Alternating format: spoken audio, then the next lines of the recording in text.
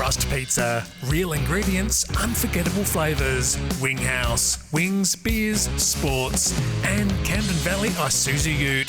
Hitch up with the D-Max Tourmate package. Welcome to Saturday League Kickoff. Good morning. This is the Saturday League Kickoff, and if you see this smile from ear to ear, you know why the Brizzy Broncos got up.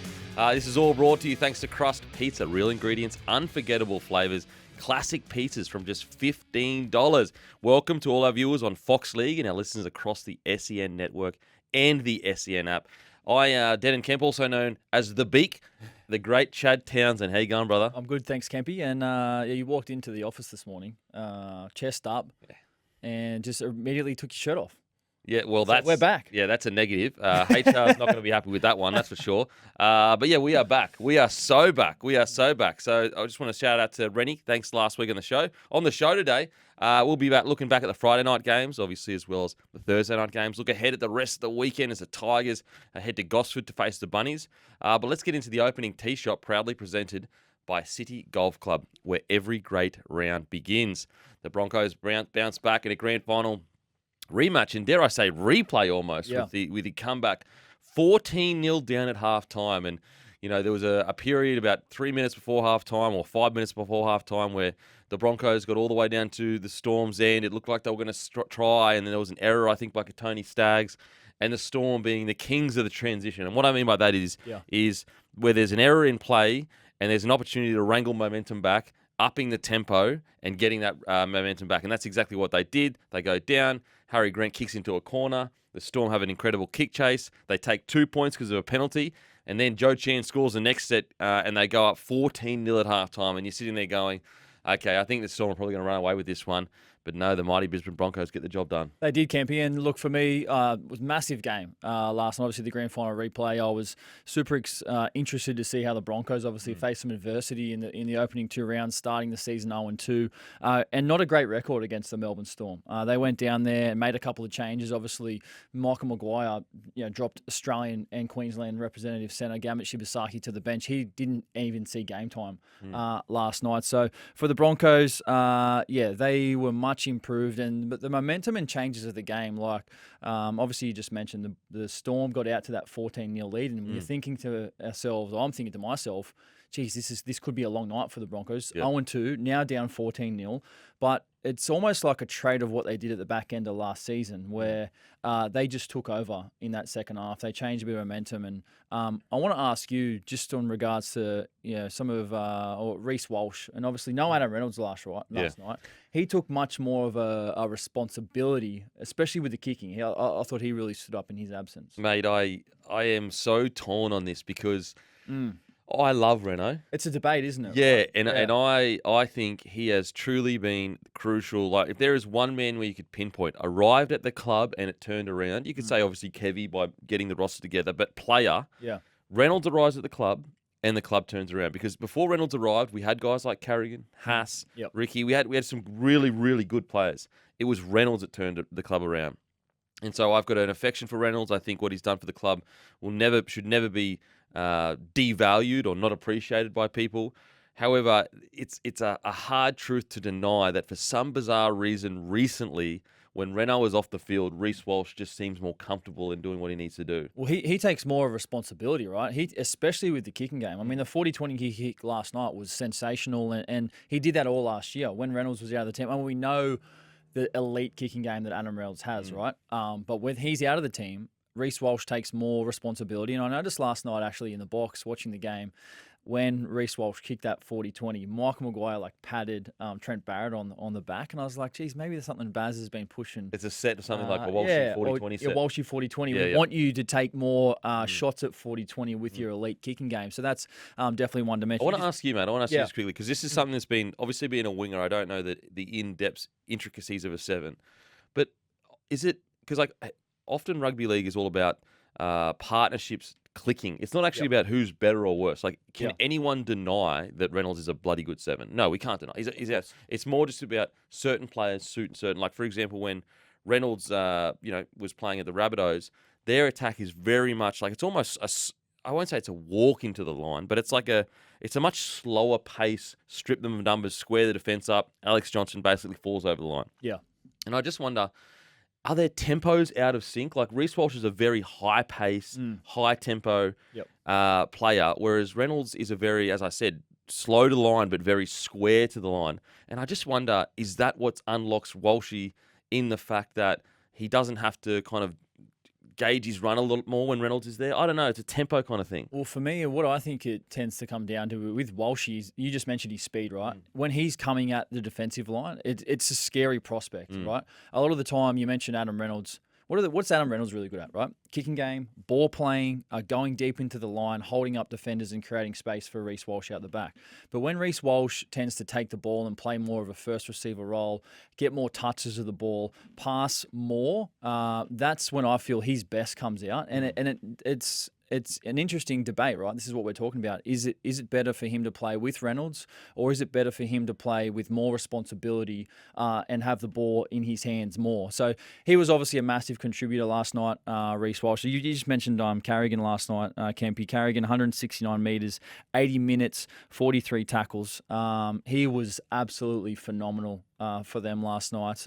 Payne Haas, another one, 178 metres, 38 tackles. And their leaders really stepping up in the face of adversity that they started the 0-2 start to the season, haven't they? Yeah, absolutely. And Paddy Carrigan, like, I think in nearly any other forward pack, he'd be an even bigger star. I know Paddy Carrigan's a star, but he just, a lot of the time, Payne Haas plays so well, like all time well. Yeah. You don't actually see what Carrigan does. I will say as well, like, Carrigan to start the season, and even last year, I felt there were times he looked a bit tired and a bit fatigued. Yep. And that's always understandable. You know, when you're in the middle and you go through so much work and play as many minutes as Carrigan does, there's got to be years when you, instead of being a 9 out of 10, you're going to be an 8 out of 10. Like, that is human nature. Of course. And so I think this year, especially in this game, we saw that old Paddy. I don't want to say old Paddy, but there was renewed vigour. Like, there was renewed energy in Carrigan's game last night. And what about Carrigan, right? The contract situation, he's getting asked about his future, and obviously we know that there's new teams coming in to the competition next year with Perth and PNG, and I don't think that the Broncos can afford to lose Pat Carrigan, and I think he knows that. He knows his worth. Yep. They're going to have to pay to keep him, aren't they? I think they are, and look, it's a tough one because you've got to be ruthless managing a salary cap. Of course. And sometimes as a player you get caught up in the human side of it, and from a club perspective, it's tough to say, but players' feelings don't matter to an extent from a club's perspective. What matters to a club is winning comps. Yes. It's a business. It's a business. So like it goes winning comps, players feeling second, whereas a player is your feelings first. And anyway, and so with Carrigan, he's in this tough spot where he's looking at it going, okay, Payne Haas is leaving. Yep. I'm the big dog now. Mm-hmm. Upgrade me. Like the way, at least when I was coming through, it usually was like there was an old guard. They got all the money. Yep. And you basically used to tell the young guys, your turn will come. You have to earn it. You have to earn that. Yep. Definitely. And so Carrigan, you could argue, has been on a little bit of unders for a few years now. I've got to remember he won a Wally Lewis medal like 3 or 4 years ago. Like, we're talking. Yep. And so I reckon his managers identified the timing of all this and probably sent a little bit of a warning shot to the Broncos, like, you can go out and sign someone, but don't be too silly, because if you spend too much of the cap, Carrigan's gone if you don't upgrade him enough. Yeah, definitely agree with you. And obviously, as I mentioned before, the Broncos only used 15 players last night. No Shibasaki, no Moser on the bench. Let's hear what Michael Maguire had to say after the game. Yeah, it's sort of, because of the players I have and the experience that some of our players have had. I just felt that it was the right thing for us to do, and Paddy plays 80-minute games. Every now and then I look to try and bring him off, but tonight was one of those nights where you keep your seniors out there, and he performed really well along with Payne and the rest of the group. Yeah, that audio, thanks to Best Sheds there, Kempy. But like I said, they started the season 0-2, faced some resilience. Michael Maguire, I mean, he seems like he's constantly going to be under pressure, right? This is the coach who just delivered the Broncos a premiership for a long time. He would have taken some satisfaction in that win last night, especially with the build-up and things that happened last week in Brisbane. I definitely think he would. Look, I think internally there's no pressure from the Broncos. Yep, I think that they are truly committed to Michael Maguire rebuilding that club from the ground up. Yep. But I will say, I think it's getting a little bit lost in the noise. His ability to get teams up for big games is almost second to none. Think about this. The Broncos haven't won down in Melbourne in 10 years. He goes down and does it like it's nothing. Suncorp Stadium, the Blues, haven't won in 15 years in the decider. Does like nothing. New Zealand, record-breaking 30-0 win against the Australian side. Like this guy, 50-year drought break of the Rabbitohs. Like a 16-year drought break of the Brisbane Broncos. Like his ability to get the boys up. Like they were, if you looked at the second half of last week, they were no hope of winning this game. Matter of fact, if they lost by 1-12, that would have been a good result. Yeah. Like there was periods in that game where I was like, listen, if we go down by 10-6 in this game against the Storm with how good they've started, not good, but it's okay. We're there or thereabouts. Last week, I'm sitting there going, I don't know how we're going to get close to the Storm. But Michael Maguire's ability to get players up for big games, honestly, like obviously Ivan Cleary, he's probably the number one guy right now. Well, not probably, he is the number one guy right now. Yep. But I'd argue behind Ivan Cleary over the last few years at least, it's got to be Michael Maguire. I would have him second in regards the ability to get a playing group up to beat insurmountable odds or to defy history, because the Broncos have never had success down in Melbourne. If they do, it's one every 10 years or something like that. He goes down out of form, under pressure, I say in quotations because he wasn't, but all the negative talk around him, and he beats them whilst being down 14-0 at home. Tell me the last team that beat that beat the Storm. Yeah. 14-0 down at halftime, that's the first part, at home. Yeah. Like, you'd have to go back 20 years or something like that. It does not happen.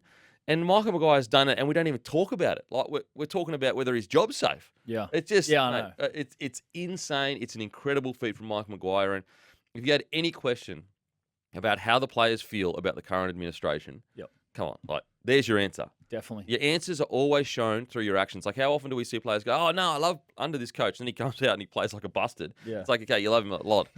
Well, you're only saying that you tell on the company line, aren't you? Exactly. Whereas the way a team plays, now, they don't necessarily need to get the win, but the way they play will tell you how committed they are to a coach. Yep, that's a great. It couldn't be more obvious. Yep, great point. Hey, before we get on to the Melbourne Storm and what potentially could have gone wrong for them last night, obviously you mentioned up 14-0. The feud last week between Gordie, Tallis and the Brisbane Broncos has reached boiling point. Rugby league. Obviously I think it was yesterday, we saw some images circling around of Gordon Tallis's name removed from what looked like to be a room in the Broncos Centre of Excellence. The Raging Bull obviously had that attack on Michael Maguire. You've played for the Broncos, right? You're a former player. What's your take on the whole situation? Because it just seems for me, I think has it gone a bit too far? Well, listen, I thought the Gordie's comments, look, the comments around should Renault be on TV or not, like, I don't agree with it with Gordie. I think that he's wrong. I think that the staff and Michael Maguire, if there was any chance of Renault playing, then there's no way he goes down. If there's any chance that it affects his ability to play, there's no way. There's no way. Yep. I do think it was a bit far when he was questioning Reynolds' impact in the premiership. I thought it was a bit unfair on Reynolds. He was the one that kicked the goal that got us into a grand final. Yeah. So I disagree with Gordie. However, I really don't like the changing of the name. You can't erase what he did for the club. Yep. Regardless of what he says now and how he acts and what line he doesn't or doesn't cross, Gordie, the name isn't up there for his opinions. It's up there for what he did for the club. Yep.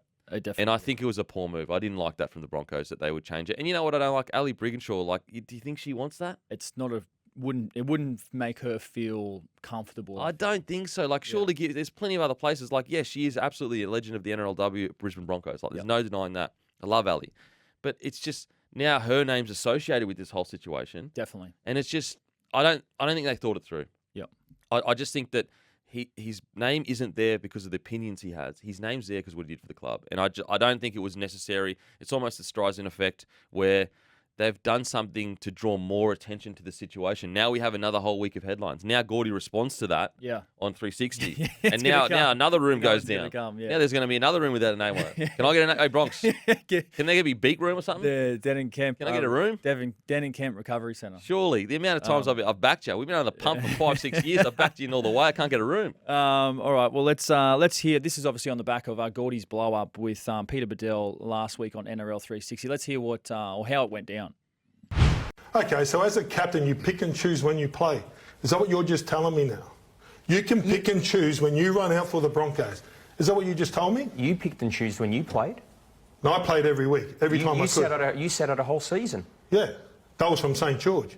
Yeah, You've got to be a better journalist than that. I didn't sit out at the Broncos. No, I but I'm sat talking out about at you St sat out George. as a player. That's right. We're immaterial of the club, but I'm saying in terms of being judicious over a whole season, why would Renault play in round 3 when this? Because you're the captain. They don't make the grand final. Go ask any footy person. Don't come here with all Madge's shit. Come here with your own original ideas. Oh, yeah. Look, But Badel held the gloves up. he did. I will say you sat out. Yeah. Because you're removing context as to why Gordie sat out. Now, whether you agree or disagree with why Gordie sat out, they're not the same thing. Yeah. They're not the same thing. And I think that Badel, he was on the ropes, a bit of rope-a-dope. He was ducking, he was weaving. And he said, you know what, I'm throwing a haymaker here. Let's just set this right off. It landed because big Gordie, he went hard. I just don't like it. I don't like it at all. He's a club legend. I love Gordie, and then the club doing this in return. I feel like it's a little bit petty, to be honest, a bit spiteful. Yep.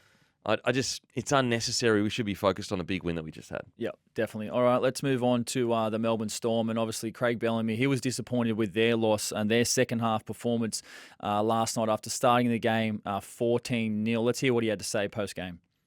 No, I think we could have defended better, to be quite honest. That obviously disappointing there.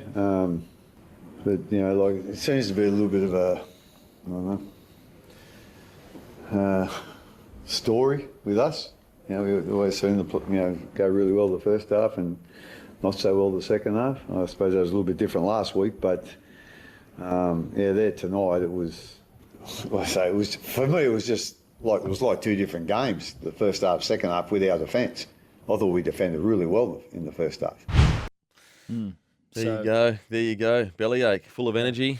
Full of pizzazz. He wasn't happy post-game, and they were probably disappointed with that loss, especially starting up 14-0. It looked like to me they were coming back at the back end of the game. They had chances to execute the game. They had some players with some really good performances last night. I mean, Fa'alonga, he was electric, 256 metres, 1 try, 1 line break, 9 tackle breaks for the exciting youngster. Get this, Kempy. The two halves, have a guess what they ran for last night. Munster, 193 metres. Jerome Hughes, 193 metres also. Your two starting halves run for 193 metres. Do you think that goes into now how the modern game is being played for halves, about getting over the advantage line, quick play the balls, running the ball? Do you like seeing this? Well, I'll give you a great... This is deep in the depths of rugby league. Give it to me. If you know this already... Mate, if you know this stat already, text in because 0457 736 736 because you deserve an absolute medal. The year that Nathan Cleary started averaging more than 100 metres is every single year since then they won a premiership, except for obviously last year. Right. So ever since he started running the ball almost like an outside back, they won their 4 in a row. And so I do think there's evidence to suggest that the modern day 6 or 7, if you don't have a good running game, or at the very least, if 2 of the 4 people out of your spine don't have an electric running game, you're probably going to be left behind. And funnily enough, you look at the Sharkies. I hate to put the boot on. I'm Sharkies' number 1 glazer. Every single week I glaze. But you look at the Sharkies. Kennedy, okay running game.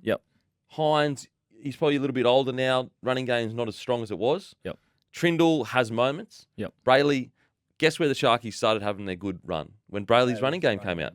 And so I think if you're a spine member now, with the way the speed of the ruck is, the way the speed of the game is, and if you don't have a essentially outside back level-ish, now I'm not saying you have to be, Manu Vadavai out there, but if you don't have a running game, I don't think you can really afford these days to have 2 out of your spine that aren't elite level with that. So with the Melbourne Storm, I think, a lot of people are going to focus in on, they did this in the grand final, they've done it again, is there a hangover? I think Storm fans will agree this has been a problem for the Storm for a while now, for over probably 12 months, where they are so good. They shoot out of the blocks and they absolutely just, it's like a tsunami of teams. They just completely rush over them, quick play the balls. Harry Grant's out, Munster's out, Hughes is out, and they just tear you to absolute shreds. But this isn't a problem that is specifically for the Broncos and, grand final hangover. This is just a Melbourne Storm. To be honest, it really is the last piece of the puzzle for them to win a premiership with this roster. They just have this strange kind of hang-up of getting out into a lead and then just taking the foot off the pedal. And I do think they came out in the second half and they did look a little bit like this game is ours. Yep. We've won it. Yep. And I don't know how you could possibly think that when you lost a premiership because of that. Yeah. Now, look, maybe it was because the Broncos were so good. I don't know. Maybe it isn't because the Storm were poor. But this is a trend. This has been going on for quite a while, and Bellyache alluded to it. He said this is a trend that's been going on for quite a while. This playing group is truly like they're a momentum group. Like if you give them just a little bit of momentum, they will take it. However, once they get what they need to get, it's 12 points, it's 14 points. They just seem to just take a step back. Yeah, I want to ask you about the Reece Walsh versus Stefano Tuikamanu battle. Obviously, the all bark, no bite, which we saw during the week. Obviously, the two had some run in previous to the grand final last year, which I'm all for, to be honest. And Stefano, some of his comments were around like let's speak up before the game, and I'm a big fan of it. Like let's shoot your shot, get some banter going and put some juice into the game. Are you all for this type of stuff, or do you think 100%. us as Australians with our culture, we're very much obviously we do have that tall poppy, you shoot people down. Do you want to see players shoot their shot a little bit more with this type of stuff? I think so. I've gone as far to say as I think the NRL should almost at the start of each year go, listen, guys, if you're throwing banter out, we'll protect you. Yeah. And what I mean by that is that like, there's a way to kind of handle these things and just almost set a culture within the rugby league media of like, listen, if Stefano says something, you don't need to write the headline of like, upstart, gets ahead of himself and set the tone of it. Yep. Instead, why can't we set the tone of like, Storm Enforcer sends a warning shot or something like that? You know what I mean? There's the two of the headlines that could describe the same thing. Yes. One is creating an environment of like the tall poppy, upstart, who does he think he is? And the other one is celebrating the banter of it all. So I love it. I think it's great. Look, I know a lot of people have been critical of Stefano, but I thought he was pretty good last night as well. So do I. And he's been good this year. I think that if there's one area where I think the Storm have lacked for a few years now, it is a really spiteful alpha dog enforcer in the middle there. Yep. And I know Stefano isn't naturally a spiteful player, but a bit of banter. He's definitely picked up his aggression. Yep. From Reece Walsh's end, like, mate, the kid's a star. Like, I know people don't want to hear that. Like, I know people just for some reason are just waiting for him to have his downfall. But the game is measurably less without Reece Walsh doing what Reece Walsh does. I understand at the start of his career he might have had stuff that he would not want to, he could go back and change. But he was a young man. Everyone makes mistakes. Since then, he's had a million controversies, but like, are they even that bad? We're talking about drinking toilet water. We're talking about, we're talking about him spraying some other team, talking about your mum to some fan. Like, that's just fun stuff. Like, who cares? Like, I tell you what, go back and watch some old interviews with some old players. And I'll show you some rogue stuff being said. Oh, that guy from the Gold Coast. Yeah, look, oh my God. That's one of the greats. Listen, that's stuff where I'm like, wow, okay, maybe that's a little bit too far. Keep that for the inner dialogue rather than the outer dialogue. Yes. But I love it, mate. I love it. Look, Melbourne, nothing to worry about in regards to they're going to be there or thereabouts. They still look super strong. Yep. They've just got to fix that second half thing. Yep, beautiful. All right, well, don't forget you can have your say 1300 01 1170 or text us anytime on the show 0457 736 736 if you've got a question or a comment for the boys. Coming up, we're going to take a look at the Panthers. Their 3-0 start. Obviously, Milky Jenkins, 4 tries last night. What a performance. So we'll get right into that after these messages. You're listening to Saturday League Kickoff with Chad Townsend and Denan Kemp.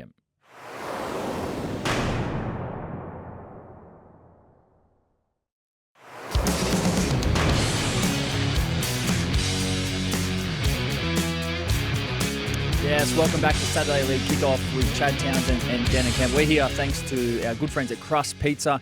Real ingredients, unforgettable flavours. Don't forget you can join the show anytime. Call us 1300 01 1170 or you can text in anything 0457 736 736. We're across the SEN network and live on Fox League. Kempy, let's get into the next game from Friday night, the 6 p.m. game. The Broncos 40 defeated the Roosters 4. Your initial... We had 2 wins, the Broncos. Sorry, Panthers. One night. Sorry, like Kempy. Panthers. I'll go with it. I'll go with it, mate. Panthers 40, Roosters 4. Your initial takeaways from this game? I mean, there's a few. Oh, mate, there's 2 big takeaways. The first takeaway is this Panthers side is like, they are in their own league. It's almost like it's almost like their first grade and the rest of NRL is reserve grade. Like they are that much better than everyone else. Listen, I've been accused of being a Roosters hater for quite a while now. Mate, I've been saying this and I got quite a few messages yesterday like, can someone talk about, why aren't the Roosters under pressure and, what's going on and all this kind of stuff. I've been talking about this for quite a while with the Roosters. Like, heading into this year, I wasn't convinced. I do think that in season that they could have a push and they could probably, finish high, maybe even in the top 4. Yep. Because their roster is so good. But I just don't think against the big teams that they have what it takes to go to that next level. And I think once again it's been proven, over the last 5 years, I don't know, they might have beaten Panthers in the Storm once. Like it has been truly, they can beat some of the lower sides, or at least the sides that aren't in the top tier. I think it's really, really concerning at the Roosters, and I think people got a little bit ahead of themselves with the hype. I look at their roster, and I think that maybe it's a little bit, people have it rated a bit higher than what the roster is actually playing at right now in regards to their forward pack. I think also when you actually look at the forward pack that took the field yesterday, like they start with a few rookies. Like it's not like you're looking at that forward pack going, wow, that's internationals across the board. Like Angus Crichton, he's been a little bit in and out of form. Then you've got White, who is a top tier forward. Yep. Collins has been okay, but he's not the forward he used to be. He's at the back end of his career, in my opinion. Then you've got Wong, who, in other teams he wouldn't make the starting side. You've also got at 13 Steep started, or Egan. Yep.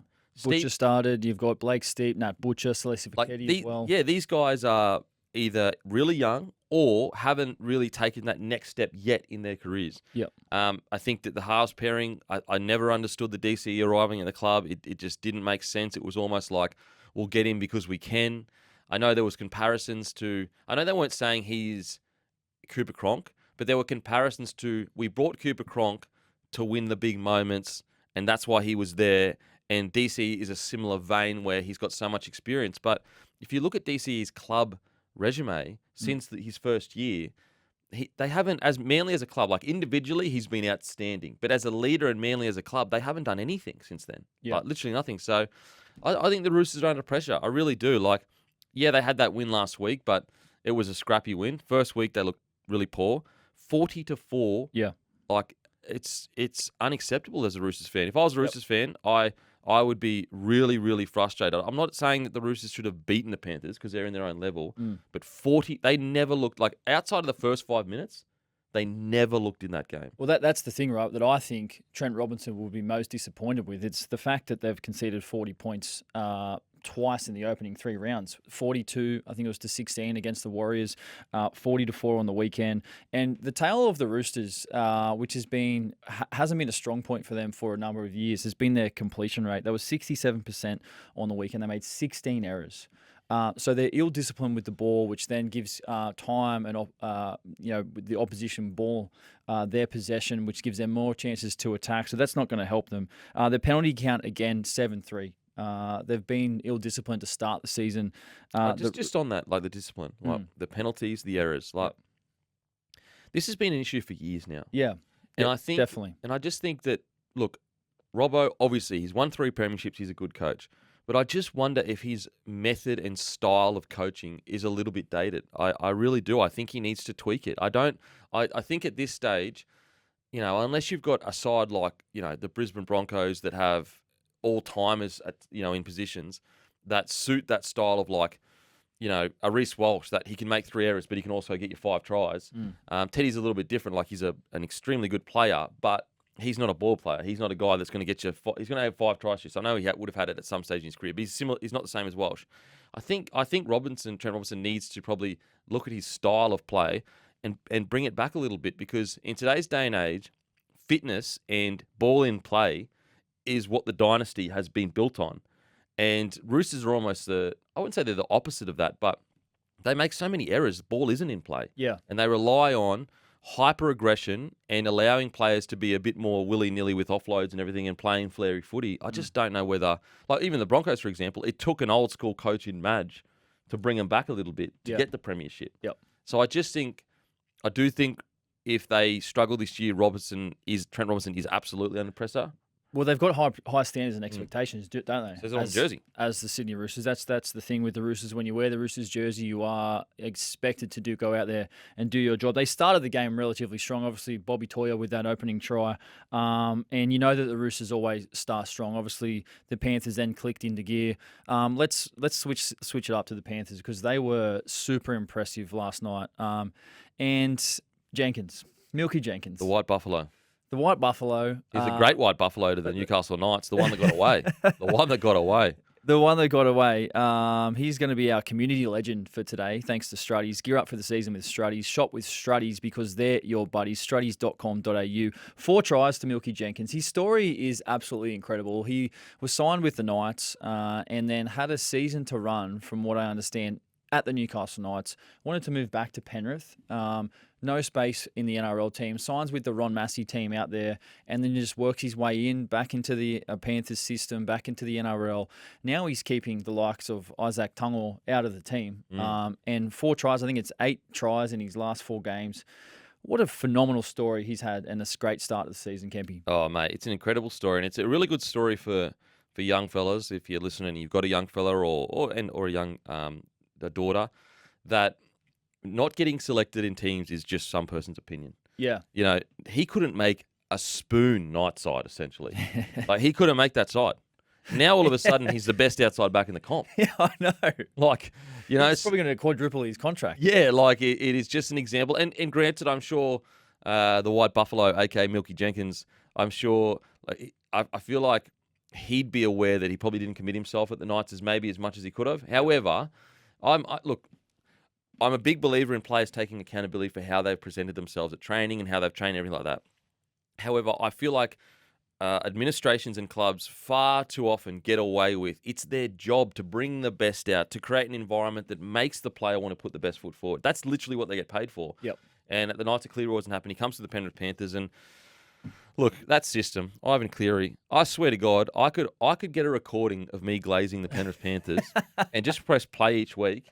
And I might not have been able to say it for 10 rounds last year, but outside of, like, the last 5 years, I could have pressed it each week. They are so clinical, so good. Isaiah Yeo and Nathan Cleary's ability to absorb pressure and make the right calls to win that momentum back is second to none. I saw a quote or an interview, Josh Mansell's podcast a while ago, how Nathan Cleary said, like, basically, I'm paraphrasing here, I would never be as intelligent as a great man, but he said, momentum it doesn't exist. It's just a thing in your head. Yep.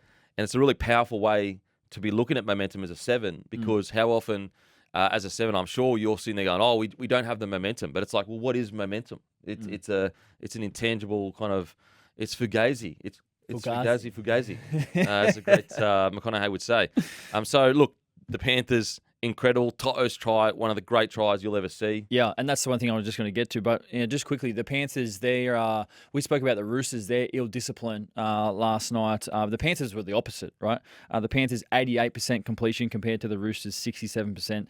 They made 10 errors. The Roosters made 16. So the Panthers, 39 of 44 sets, and just an absolute machine. They are the Penrith Panthers. We got a text here from Jace. Boys, Biz's try was elite, and Milky scoring 4 was nice, but they don't compare to Big's quarter winner versus the Eels. So obviously, I was going to say it. Thanks, Mum. Do that responsibly. That's like Deborah Kemp at the bottom. Thank you. Biz's try, mate. Brian To'o, let's talk about it. The double kick, and he said post-game, I think it was thanks to, he had a bit of Mary Fowler. Okay. Inspiration, but soccer. We hearing, we always talk about players going to union. Is he going to soccer? Biz to soccer, next transfer. Okay. That was remarkable, wasn't it? What an effort from Brian To'o. Listen, let's get this conversation just over with. It's done. It's full stopped. It's been full stop for about a year or two. Brian To'o is the greatest winger to ever play rugby league. That's it. It's the end of this. It's the end of the conversation. There's no but. There's no maybe. Statistically, in every single category, essentially outside of obviously scoring tries, he is the GOAT. And that try last night was nothing short of phenomenal. And what's crazy is like that came from. If that came from Alex Johnson, we'd go, yeah, that's what Alex Johnson does. He scores tries. He's quite flurry. That came from the 200-metre PCM king. Yeah. Like he's a front rower on the wing. His job is to get you 200 metres, 100 metres of them PCMs.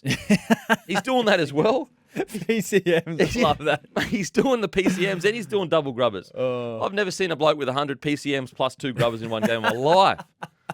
Well, let's hear what Ivan and Nathan had to say about Brian To'o's efforts on last night. No, have you ever seen? I don't know.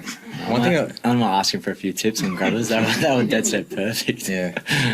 One thing I will say about Bizzer, he will continually surprise you what he can do. Yeah, but just to be able to execute that, that was a key player in the game. I mean, that put us ahead after a period that was pretty tight. You know what? You need your best players to. That's why they're the best players, because they can come up with stuff, in tight situations. Just like incredible, bro. Like he is so good. And like the one knock, whenever you say business the GOAT, they go, oh yeah, but the high ball. Yeah. Find me some footage of him losing on the high balls. Yeah. And that's the thing I was going to say, right? You look at the Roosters wingers, Nawaqanitawase and Tupou, who are so like such an aerial threat, and you're thinking, oh, come up against Brian To'o, we're going to put some balls up against him, but he holds his gloves up every time. Yeah, absolutely. It's not a weakness, that's for sure. Definitely not a weakness. Just like that, his ability to do what he does is, as I said, he's the greatest winger of all time. Yeah, okay, there might be one-off games of some former greats that could go toe-to-toe with Bizzer, or you could find a winger that might be maybe a better finisher or something like that. But the full package, of essentially being a front rower on the wing, but also be one of the great try scorers. I think he's won multiple Brad Fittler medals in Origin in losing series. Jeez. Matter of fact, his average in Origin, this is his average in Origin, is 200 metres a game. Bro, you know how hard that is in Origin? Yeah. Like, it's just... And no one kicks to him too. Yeah. No one kicks to him. Phenomenal. What about some other performers last night from the Panthers? Dylan Edwards, 2 tries, 167 metres. Liam Martin, in his first game back, 161 metres for the Penrith Panthers in 66 minutes. The Penrith Panthers, the next 2 weeks, they take on Parramatta next week. Then they take on the Melbourne Storm. When do you see the Panthers losing their first game? Because at this stage of the season, everything I hear out of Penrith at the moment is that Ivan's taken a bit more of a hands-on role this year. He wasn't happy with what happened last year when they made a prelim, right? This is a team that has very high standards. And it took a Walshy masterclass and a sideline conversion from Renault to get him out of the comp. Do we how long can this team remain undefeated with the way that they're playing? Because I don't know if I can tip against them at all. Right now, obviously against the Broncos, I'll tip the Broncos all the time. But outside of that, I would tip against them for anyone. And honestly, right now, they'd 13 plus nearly every team in the comp. Well, yeah, I know, mate. They beat the Broncos 26-0. I just can't argue with that. Like they've literally only conceded 2 tries in 3 games, and they've played the Broncos, the Sharks, and the Roosters. Like think about if another team had that opening 3 rounds to start the season, and they've just been like this. Just thanks for coming. Thanks. It's just, mate, we are witnessing greatness. Enjoy it. It'll never happen again. Like in a modern game, I just don't think this happens again. Like they aren't. Yeah. They are just an absolute, and just like for example, Liam Martin to come back in and play like that.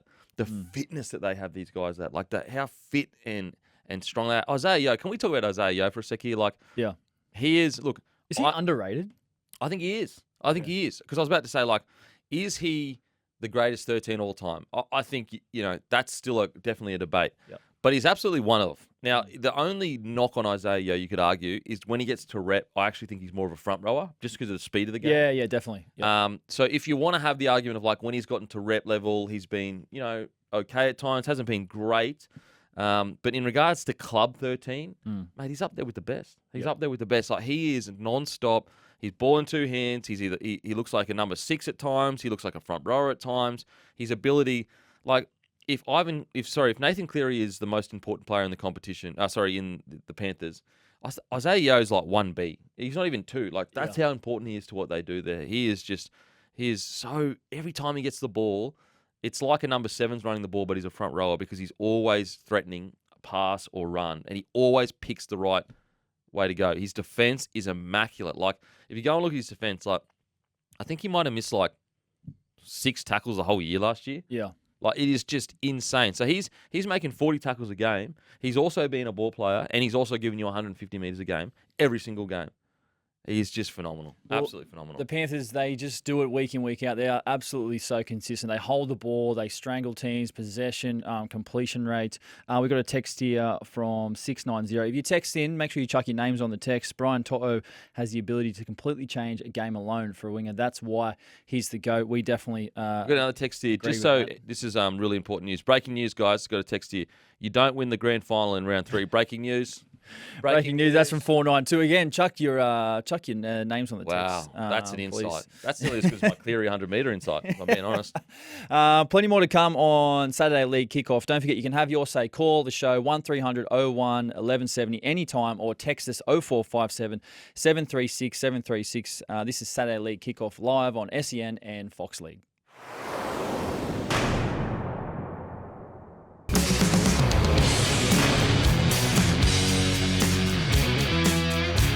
Welcome back to the Saturday League Kickoff, brought to you by Crust Pizza. Classic pizzas from $15. Real ingredients, unforgettable flavours. Order now at crust.com.au. And also welcome to our Fox League and SEN Radio listeners. Our apparel partners today is Struddies. I mean, we've got a lot of texts. Boys, you look outstanding. Absolutely outstanding. 1,000 texts saying that. And that's all thanks to Struddies. Gear up for the season with Struddies.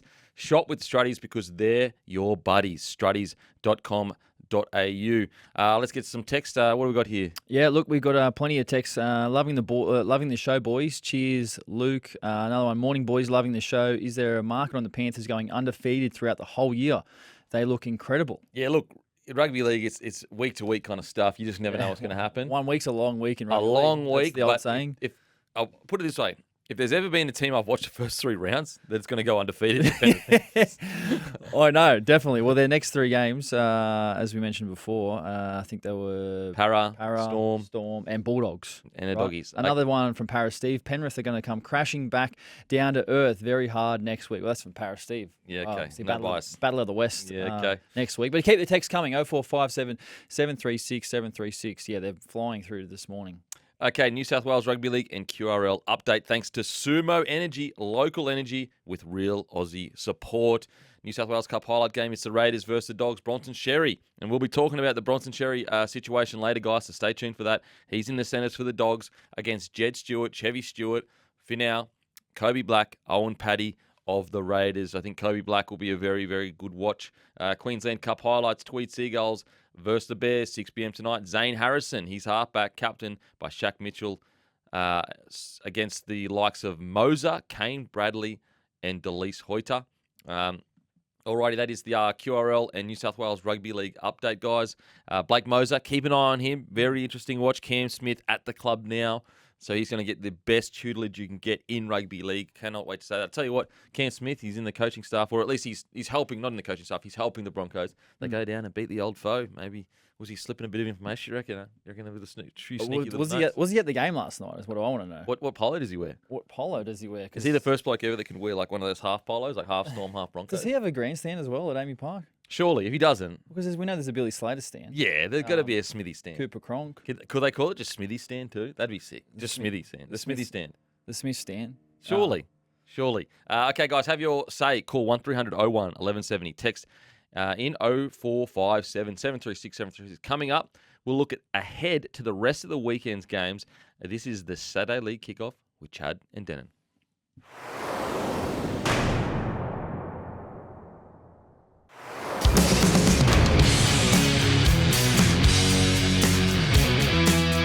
Yes, welcome back to the second hour of Saturday League Kickoff, simulcast live on Fox League and across the SEN network, all thanks to Crust Pizza. Real ingredients, unforgettable flavours, large pizzas from just $15, T's and C's apply. And don't forget, you can have your say anytime throughout the show, 1300 01 1170, or you can text us 0457 736 736. Kempy, we've got a text here from Western Sydney Eagle, just on the back of our conversation around Cam Smith and the Broncos playing in Amy Park. Where was he sitting? What was he wearing last night? And does he have a stand or anything named after him? Western Sydney Eagle says, boys, I think the referee's change room is named after Cam Smith. That would actually be the funniest thing ever. Could you imagine if like they actually had like a little statue of Smithy in there? Oh, Maybe when he got 10 in the bin at Shark Park. yes. Great night, that one. Great night. And obviously, the first hour recap, we obviously recapped the Panthers' big win. They've been so impressive. The Broncos bounced back as well, their big win in Melbourne. And now, Kempy, it's time to look forward as we preview the Saturday games. And we're going to start off in Newcastle, where the undefeated Warriors take on the undefeated Newcastle Knights. Obviously, the Knights have had a little bit of adversity this week. No Dylan Brown, no Ponga, no Fletcher Sharp either. What are we thinking in this game, Kempy? Yeah, listen, I've been such a fan of what the Knights have done, and it hasn't been anything special. Like, I haven't watched them and been like, oh, wow, this is the new age of rugby league or anything, but they've just had energy. Mm-hmm. They've just competed. They've looked like they want to be out there. I feel like a couple of years and, not to put the boot into Adam O'Brien, because like I do think he is a good coach. Just, sometimes things don't work out. And he did some really good things for the Knights, but sometimes I used to watch him and I was just like, there's no energy here. Do these boys even enjoy playing footy? Well, they had the worst attack last year by a mile, and they were hard to watch last year. Yeah. But they've just completely flipped the script. I think Justin Holbrook has done absolute wonders. And I went over to Las Vegas when I saw Fletcher Sharp after the game, and I asked him about their attack. I said, what like, is this something Justin Holbrook brought in straight away? And he gave Justin Holbrook so much. He glazed Justin Holbrook. Glaze. A lot of glaze. Wow, okay. On the fact of his ideas with the attack. And we've seen, Kalen Ponga, while he wears one, he's jumped into first receiver a lot. He's got his hands on the ball. That's been a real feature for me that I've really enjoyed if I'm a Knights fan. And I know they miss both of those, or all three of these attacking guys. Is that too much for them to sort of take out, or do you think they can still be competitive with the way that their energy and the way that they're competing at the moment? Look, I just think even at full strength, it was going to be a hard task against a Warriors that look phenomenal. Like they look so good, they look up and about. But yeah, what I like about the Knights as well is it looks like they're playing a little bit similar to the Storm, where it's like through the middle, quick play the balls, and that's like identifying what team does Holbrook have. He doesn't have a Rabbitohs team that is really good at stripping numbers and just set plays, going to the line, keeping everything square. He doesn't have a conservative 7 or even a traditional 7 like close to it. But what he does have, he's got in his spine 3 really good ball runners. Yeah. Like you've got Fletcher Sharp when he's there, Dylan Brown and Kalen Ponga. Now KP is a really good ball player, but he's not a structured 7 that's guiding you around the park. And so what I think he's done is gone, as soon as we quick play the balls, let's just flood the middle like the Melbourne Storm do. Yep. And I like that. I like that he's identified the type of team he has.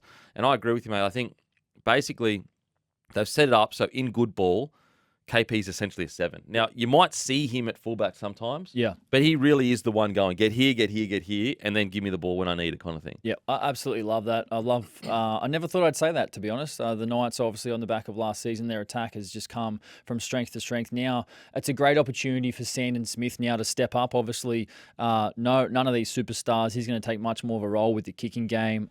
Tyson Gamble comes into the side at 5'8" in jersey number 18. Yeah, so he gets an opportunity. Obviously, he's been around the traps for a while, got some experience. Jacob Saifidi's named captain. Fletcher Hunt will start the game at fullback. Fletcher Hunt, one of the good mullets in the competition. Strong, isn't it? Strong mullet. Thick hair. He'd always be asking for thinners after a haircut.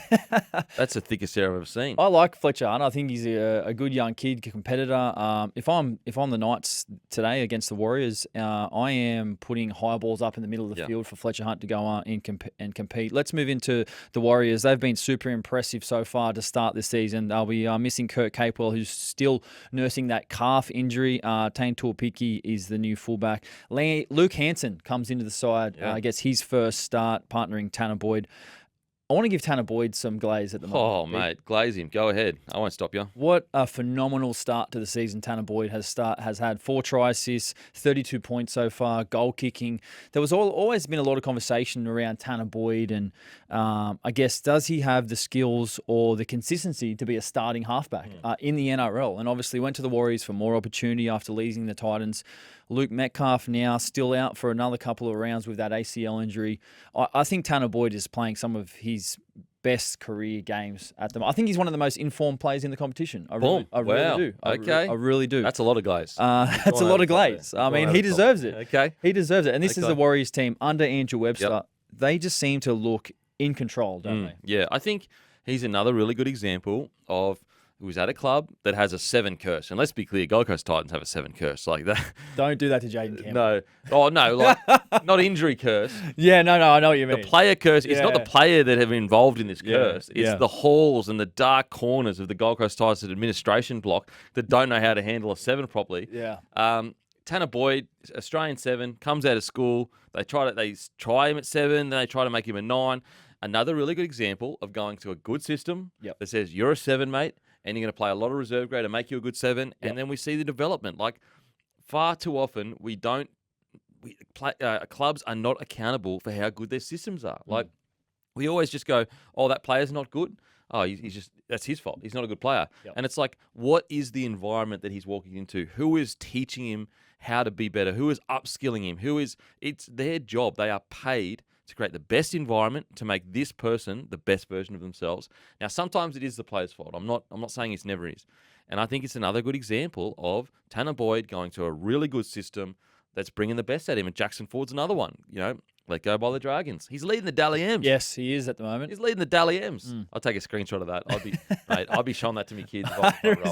I'll be framing that. Yeah, best player in the comp. Don't look at it. It was round 2. Yeah. Best player in the comp. All 6 points each game. The big fella. Another guy, good system, brings the best out of him. Yep. Also, I just think you cannot discount Fisher Harris's impact on this squad. Like, when he was initially signed, I did see some people, and look, Fish, his resume speaks for itself, but I did see some people go, he's no Adam Fanua-Blake. You know what? You're right. He's not. Statistically on the field, he's not going to do what Adam Fanua-Blake does. Yep. But how do you measure what he brings off the field? Because it's infinite. The leadership skills, the standards he sets. And look, I'm not saying he's the reason why Penrith didn't make a grand final. They were in a prelim. They lost Luai and him. But I tell you what, they could have used him in that prelim final. I'll tell you that much. Yeah.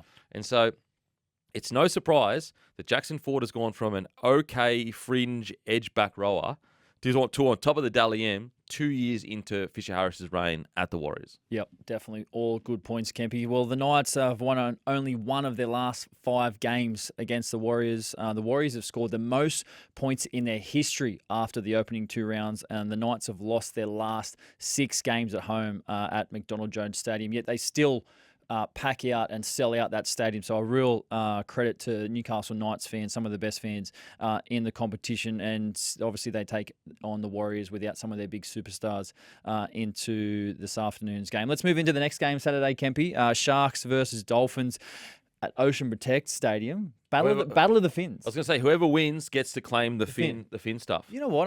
Because back in the day, we used to do the fins up at the Shark. Dolphins, mate. The Dolphins swooped in. They swooped in, but that's your own fault. You weren't guarding the fortress, mate. You didn't guard the fin. Mate, you fell asleep at the door. They snuck in, they took it. And I think that every time the Sharks and Dolphins play, they should be playing for a fin that metaphorically represents our fans can only do the fin now, whoever wins this one for the year, for the 12 months. Well, fins up. Like, who, is it? Yeah, I don't know. I resonate with that with Shark. No, I'm sorry, mate, but the rest of the game resonates with the Dolphins. They took it from you. But if you're out in the ocean, right, and you see a fin, like, what do you think more of? Is it more a shark? To be honest, I'm soiling myself, or a dolphin, and I'm not thinking. I'm starting to swim.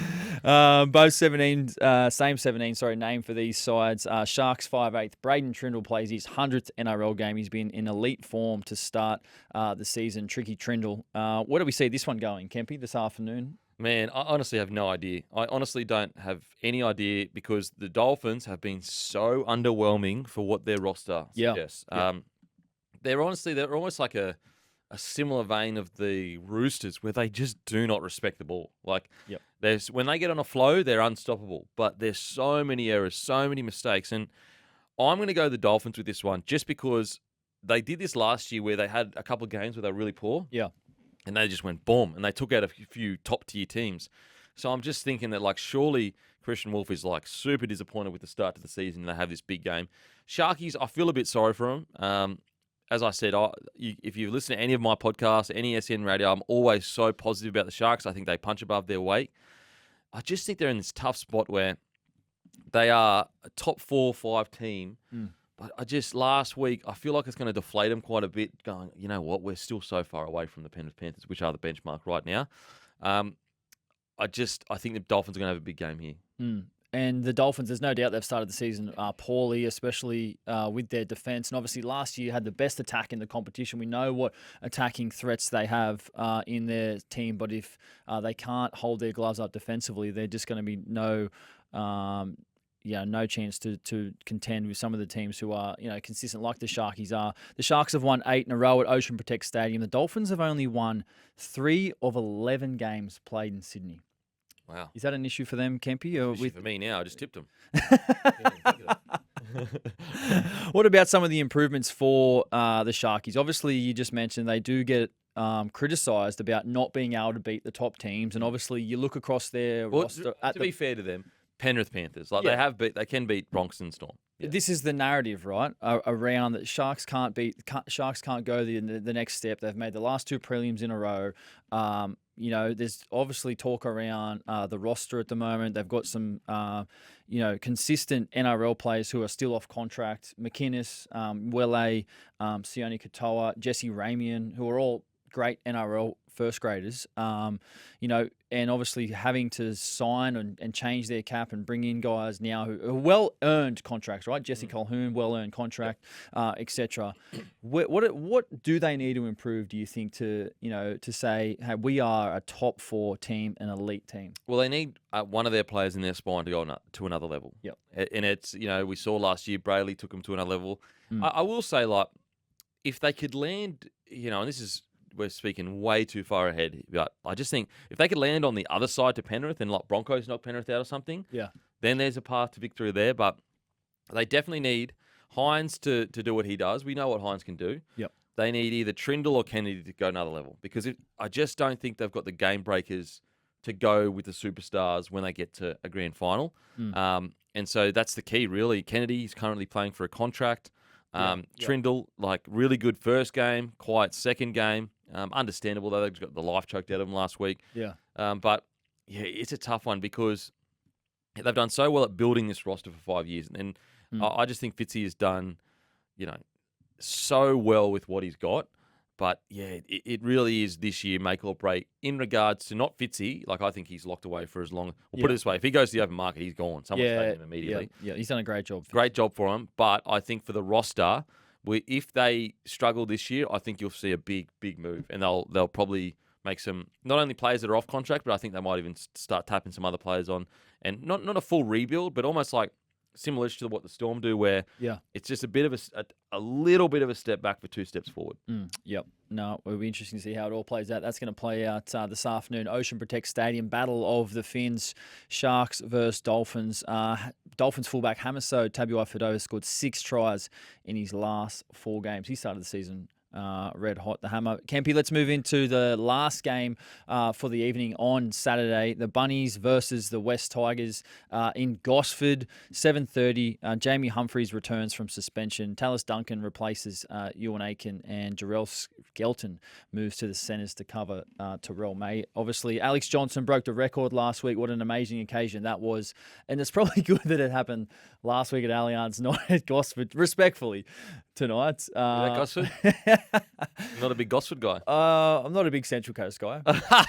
No disrespect to the Central Coast. I've got some friends from. You know what? I tell you what. If it had been in Gosford, like they would have had to truck securities out there. It would have been about everyone would have ran on the field about 17 punch-ons for the game's sake. Just for a bit of fun. For the game's sake, I think everyone was happy that it happened at Allianz. Do you reckon there was anyone at Gosford going, you know what?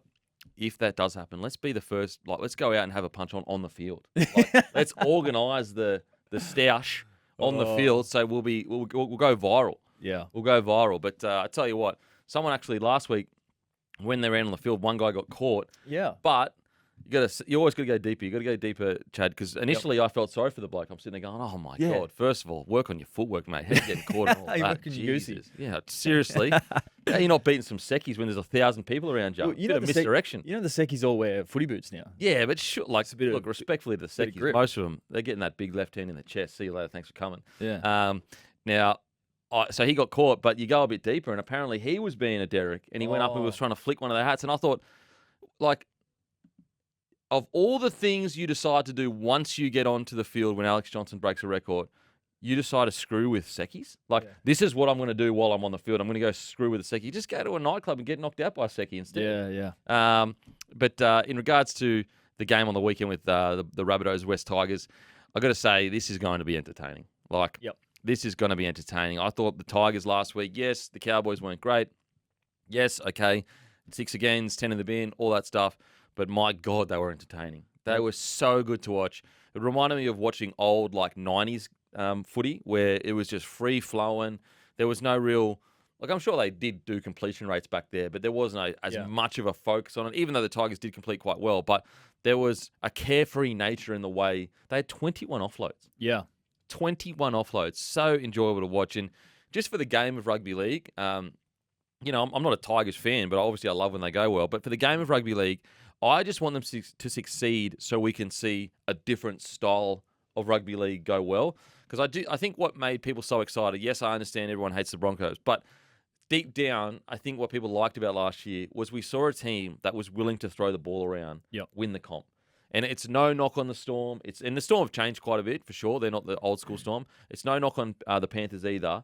But, like, there is a sense of you have to play Panther-style rugby league to be good in the NRL. And from fingers crossed, the Tigers can prove, hey, there's a different style we can do here. Yeah, and the Tigers' first impression last week was a good one. Obviously, their first game of the season after having the bye in round 1 against the Cowboys. They gave it to them last week, the Cowboys, and they played an exciting brand of football, as you just mentioned, Kempy. What about this Tigers team? I mean, you look through it. To me, I see a lot more settled Tigers team under Benji Marshall. Obviously, now he's had a couple of seasons to get or recruit the guys that he's liked. I mean, you look across their team, obviously, Jareem Buller, Luai and Dewey in the spine, as well as Coruscant. That's a spine that can definitely, get some attack around the field. Obviously, I thought Adam Dewey was great last week. I really think he competes hard and goes after every single game. Jerome Luai, again, I thought he was fantastic last week. Just a reminder, Luai, at 6, one of the best 6 in the comp. Yep. And I think he doesn't get enough appreciation with that whole run with Panthers. Yeah. I think if you watch, like, yes, Cleary should get the raps. Yes, Isaiah, Edwards, all that good stuff. But if you actually go back and watch that run they had, the amount of times where they were under the pump and they would say, Jerome, do something, get us, change momentum, be the circuit breaker for us. Yep. We saw that on the weekend for the Tigers. Like, he was, every time he had the ball, there was something happening. I think Jerome Luai, I'm with you, mate. I think that spine is a super exciting spine. And what about this Tigers team? I know, like, speaking more fluidly around the rest of their season, like, is this a team that can compete for the top 8 now? Obviously, they've improved under Benji Marshall, right? Probably just, I don't have them in the 8 this year, purely from the fact that I still think they're in that phase of, their development that we've seen under Benji Marshall. Is this a team, can they surprise us with some of their form from what you saw last week about how they played against the Cowboys? Yeah, it's just hard with the Cowboys being so poor. Yep. It's hard to gauge. I think I need to see a little bit more footy before. I don't have him in the 8 right now. Yeah. When you start trying to work the 8 out and you really do sit down, it gets super hard. Not easy. Mate, look, you've got your top tier sides, so you just go, for sure. Like, you got your Melbournes and your Penrith, you can lock them in. Yeah. Look, I just want to see more from them. I want to see. I will say one massive problem I have with the Tigers. Jerseys are way too orange. Way too orange. Really? Yeah, too orange. What do you think they need to change up? Well, their jerseys need to lose a bit of that orange. Lose a bit of orange, a bit more black. Unfortunately, Chad doesn't know the joke. Holman Barnes Group, there was a report last year where the Holman Barnes Group were a bit concerned about how the jerseys were too orange. Wait, I do remember that now. Yeah. Sorry, so look, it didn't land that well, but we'll just keep pushing through. We'll keep pushing through. Look, I got a laugh out of the producers. Out of the producers. Yeah. Oh, jeez. On to the Rabbitohs, mate. What do you think? We're on to the Rabbitohs. All right, here we go. On to the Rabbitohs. Well, I think they'll be disappointed after last week. Obviously, the heights of AJ scoring that try and the historic scenes we saw at Allianz, they then didn't go on after what looked like a pretty stern talking to last week from Wayne Bennett in the sheds with 39 minutes to go in the game.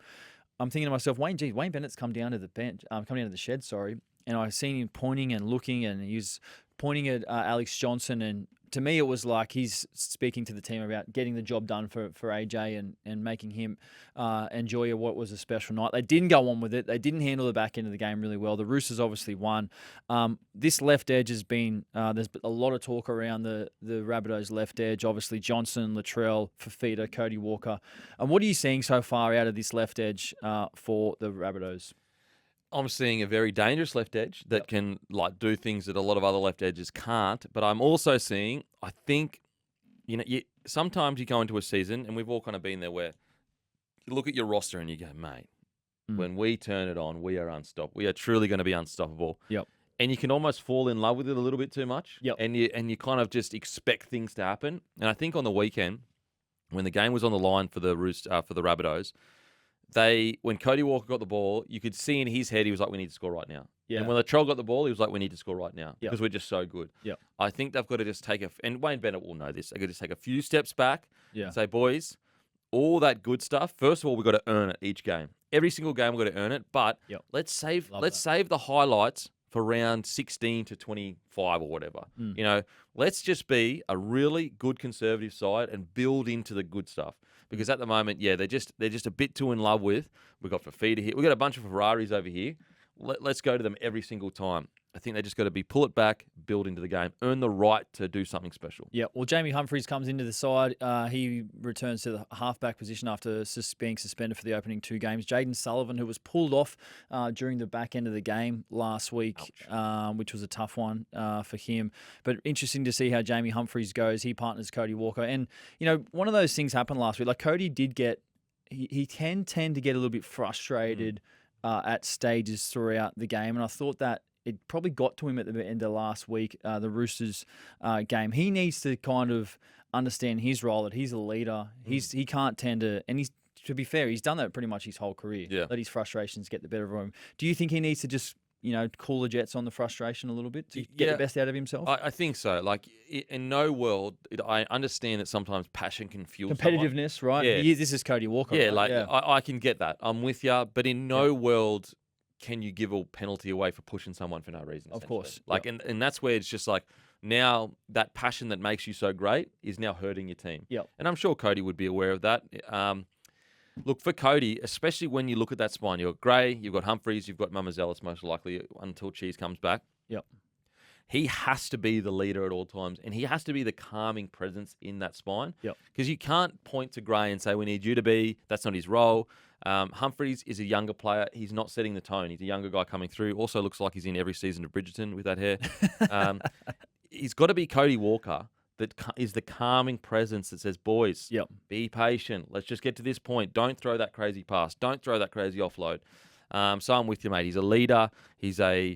All their eggs are in his basket. Like, it really is. If they are to win a premiership, it truly is all on him. Like, they could lose essentially any other player and maybe pull through.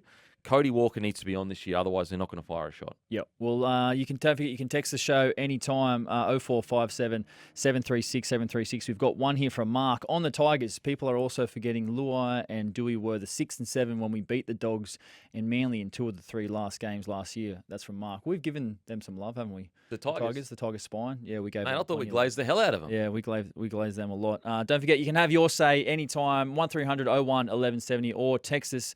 Plenty of texts coming through this morning, 0457 736 736. Coming up, the Eels coming off a big weekend, a big win last week, sorry. They host the Dragons. This is Saturday League Kickoff with Chad Townsend and Denan Kemp.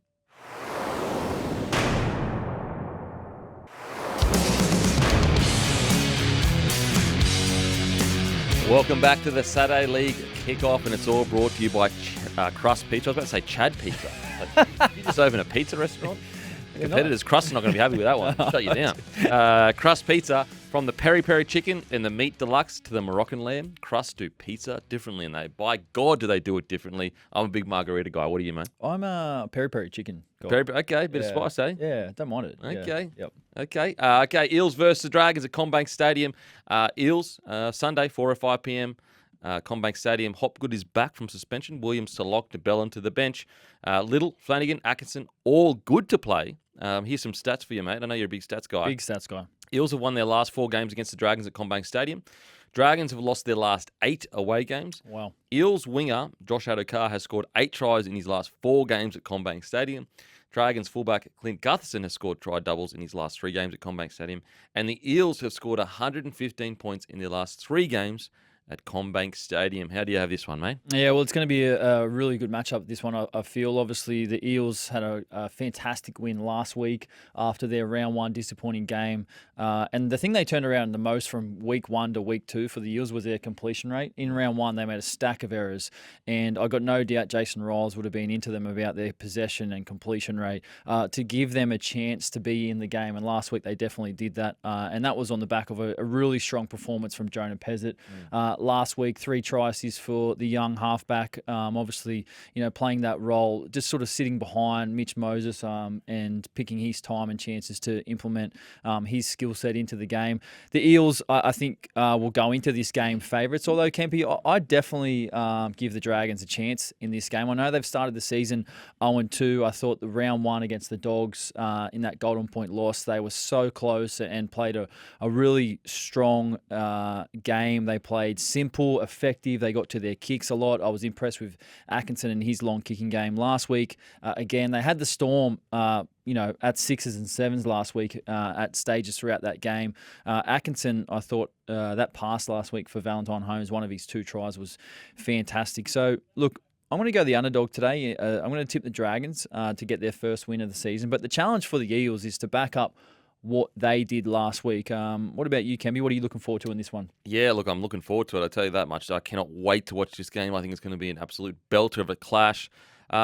Look, I'm actually going to the Dragons. I think they're value. I'm shocked that they are this big outsiders. Like, I'm genuinely shocked. I mean, we're talking about the Eels who, even on their best this year, will probably be from 6 to 10. So we're not talking about the top 4 side. Yep.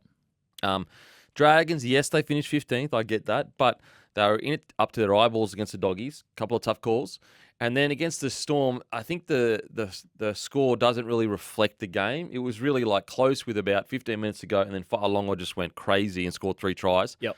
And so I actually got a Dragons win here. The Eels, for me, were super gutsy last week. Like, they were gutsy as anything, but I still think they didn't play that well, especially for the first 20 minutes. And what I mean by that is, like, I think they should be stoked with the performance. I think that they can take a lot of positives away from it. But I didn't look at that game. I mean, it was 40-30. Yeah. It's a hard game to take away from, and go, okay, this is where we're at this year. Now, if it was a 20-6 win or whatever at Suncorp, that's a different kettle of fish. But it was a high-scoring game. So I think with the Eels, like, they're still trying to, piece it together.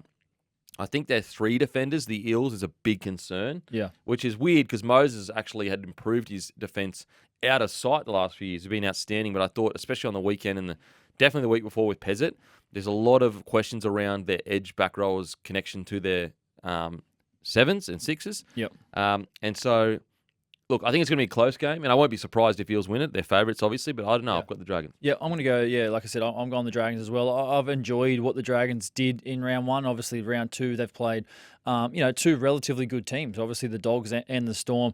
I want to see a little bit more from, I love Damien Cook's running game, and if I'm the Dragons this week, I very much want to play a powerful game, and then whenever we get a quick play the ball, Damien Cook, let's run every single time. He's just such a dangerous running game, and then you bring in, like, Gutho, one of the best support players in the competition, and then when we can condense the defensive line, then we get the ball to Valentine Holmes, Moses Sully. I think Moses Sully needs to get a bit more ball. Obviously, we saw Val get some ball last week and what he did, 2 tries.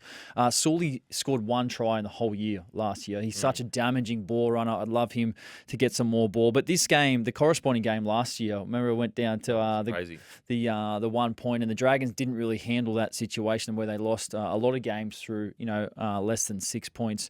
And it's going to be played in pretty good conditions at CommBank. So for the Eels, Mitch Moses obviously due for another big game. His leadership's been fantastic. Kelma Tuolangi had probably his best game in NRL. Yeah, absolutely. Last week. Absolutely. So Jack Williams, he moves from front row to lock as well. Jermaine Hopgood now back from suspension. So what about Shane Flanagan? Can we just a quick one before we move on? Is there's people saying that we've got a text here from Steve. Why isn't Flanagan under pressure? He hasn't, in my opinion, improved this team. Is that a harsh comment? I mean, factually, it's correct when you look at it. They finished 15th last year. Yeah. I did think they played better last year. It sounds a bit weird to say when you consider they finished 15th. Yeah. Look, pressure is a strong word when you consider the roster he has. Like, I think sometimes everyone just thinks, okay, if this coach, doesn't matter what club they're at, if they've lost X amount of games, they should be under pressure. Yep. And I just look at the Dragons and, like, they haven't really had a great roster on paper. He's trying to turn things around. He's got Keon to the club next year. I think if you give a club, if you give a coach, 3 or 4 years, they get to build their roster and there is an improvement, after that, then they're pressured to start. Yep. I still think Flanagan right now with the roster he's got punches above his weight in a lot of games against top-tier sides. The problem is again, he just loses the closest one so often. Yep. And I think that's his biggest concern at the moment. It's like, it's all well and good to be the almost team for the first year or two, but the Dragons this year can't be the almost team. I think anything less than... I think 10th is a pass mark for them this year. Yep. I think 12th is we're treading water here. Anything lower than 12th, then I think he's probably heading into next year under pressure. Yep. Massive in for the Dragons as well. Jacob Little, he gets his first start for the Red V. Obviously, we know what he did last season. A really impressive combination. It's going to be interesting to see what he does, and how Shane Flanagan does his changes with Damien Cook, obviously, in the side as well. Let's move into the next game, the All-Queensland affair. Sunday... Match of the round. Match of the round from Kempy. Sunday, 6:15 p.m. at Queensland Country Bank Stadium. The Cowboys, their first game at home for the season. Ruben Cotter returns. That pushes Kai O'Donnell to the bench. Jaden Campbell has been named for the Titans on the 6-man bench. And Titans lock Chris Randall will make his 100th NRL appearance. Some stats there, Kempy, as well. The Cowboys have scored 80 points in 2 wins against the Titans in 2025, and the Titans have won only 1 in 7 attempts at Queensland Country Bank Stadium. What are we thinking in the All-Queensland affair? Well, I'm thinking, Cowboys, you can say that you love Todd Payten as much as you want. Here's your opportunity to show you it. Like seriously, there couldn't have been more of a layup for this playing roster to decide Todd Payten's future. You've got the Gold Coast Titans, who respectfully, they are in the depths of a rebuild. They're like Batman when he was thrown down the well at the moment. So they can see the light, but it's a long way away still. Yeah. And so I just think the Titans are so far struggling. They're at the start of a rebuild. They're going up to North Queensland. The Cowboys have been diabolical. I mean, they were okay round 1. I'll give them that. Yep. We will see how much this team wants Todd Payten to be the coach. Now, it doesn't necessarily mean they have to. To be honest, if I'm being, you know what they do? They probably have to win. They have to win to get this, because at the moment, if they can't beat the Titans at home, who are they beating? Yeah, respectfully. Yeah, no, it's a good question, and obviously, this is the business of football, right? We're in the business of winning football games, and when you don't win football games, questions get asked. It is a big game, and I give grace to the Cowboys. Obviously, the fact that they haven't been able to play at home yet this season. Las Vegas round 1, we know that the trip that was. Leichhardt round 2, they didn't handle that. They didn't control the ball defensively. They weren't great. I've definitely seen I agree with the signs of round 1 of some improvement, but this is their chance, right? This is it. This is the chance at home in front of their own fans to come out and show that, say, hey, this is the fight that we have. Murray Talangi scored a try in his last 3 games against the Titans, and Jackson Purdue scored 5 tries in his last 6 NRL appearances. Is there anyone in the Cowboys that you look across their team and think, I'd just like them to give us a little bit more, or, well, it's got to be Drinky. I love Drinky, and, I have been so vocal, especially in those 2-3 years where he was flying. I was like, he should be the fullback for New South Wales. Yeah. That's how good I think he is. However, defensively, now I know he has a sternum injury, but you know as well, mate, like, you have to, once you cross that line, it doesn't matter what injury you have. So you've got to make the choice. Are you fit enough to play? If you are, and I just thought there was a moment, and look, he's already had his issue with defence, Drinky. He's a smaller body, and he's so good in attack. I put him up there with Reece Walsh in attack. That's how good he is. Yeah, definitely. He is unbelievable. Now, I've got Walshy ahead, but what I'm saying is that's the tier of attack he offers. Yep. But there was a try, the Dewey try, where he watched Dewey basically, just score. Yep. And I just think, like, if that's where your head's at, you're either too injured to play, or it looks to me like the players are just like, we're done with this current leadership. Yep. And so I think he has a real opportunity to come out and say, no, I want to buckle down. I'm backing Peyton in. I'm going to come in and put my body on line. I don't expect him to be like Teddy or Dylan Edwards. He's not the same body shape. He's not the same player. But just get your body in front. Show the boys, he doesn't have to show the boys. He's proven himself. But you know what I'm saying? Like, just get your body in there. Yeah, and these are the things that happen, right? Questions get asked on the back of losses and disappointing performances. And obviously, it is an incredibly tough situation. When your coach is off contract, the only coach in the competition at the moment, every loss, questions are going to get asked around, the coaching staff, players' future, this and that. But this is just unfortunate, the business of professional sport. Who for you do you think needs to step up? Yeah, look, it's a good question. I think across the board, they all need to step up, to be honest. I don't think they had enough respect with the ball last week. Completion rate against the Tigers was poor. Defensively, they were the second worst team in the competition last season, only in front of the Gold Coast Titans. So defensively, their attitude needs to improve for sure. Their edges got disassembled last season a lot, so they've had big changes in regards to their assistant coaching staff, and I think all of them need to step up. Obviously, I've got relationships with the Cowboys club and wish them well, but when the results aren't there, like it's something needs to change. So things need to happen, and it's a great opportunity for them now. Like you said, Kempy, I really feel like we're going to see an answer this or tomorrow. Is this Cowboys team biting down on the mouthguard? Can they stand up and show some backbone for this coach that we want to continue and get something out of this season? Obviously, you spent some time there. Yeah, because defense, and especially your edge defenses, so your like edge back rollers out at the Cowboys for the last few years. And I know when did you leave? 23? 24 was my last year there. Yep. What is the system there? Yeah, well, when I was there, we had the most success we had when I was there was with Dean Young when he was our defensive coach. He's now moved to the Dragons, but for us, it was very much up, straight and square, steady line. We don't need to be too aggressive. Work from the inside out. Was there enough onus on missing tackles in defence, do you think? Yeah, or our most successful season, there definitely was. But things changed, after Dean Young had moved on. There was some other defensive system that was moved in, and it probably didn't have the success similar to what we had with Dean Young. Now things have changed again. So the Cowboys have effectively had 3 different defensive systems in 4 years. So that's something that they probably haven't been able to adapt to as much as they would have liked. Was there a feeling in the squad?